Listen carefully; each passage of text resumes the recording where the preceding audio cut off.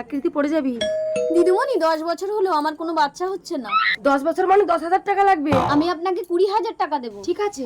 এই কি গো, ভেতরে চলো। তুমি দিদিমণির মেয়ে? হ্যাঁ। সবকিছু ঠিকঠাক হয় তো? প্রতি মাসে। এই সবিতা, পেশেন্টকে নিয়ে চেম্বারে ঢোক। আসুন। মা আমিও ডাক্তারি শিখবো। না না আকৃতি, এই ঘরে আমি কাউকে ঢুকতে দেই না। চিকিৎসার সময় চেম্বারে কাজের মাসি ছাড়া তোর মা কাউকে ঢুকতে দেয় না আকৃতি।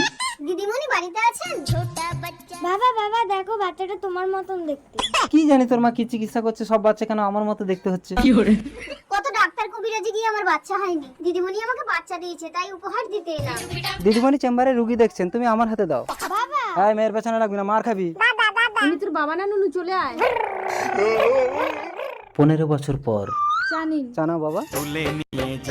মেয়েকে আমার পছন্দ হয়েছে। মা আমি ছেলের সাথে একটু পার্সোনাল কথা বলতে চাই। আকৃতি, তোরা এই ঘরে ঢুকে কথা বল। ওই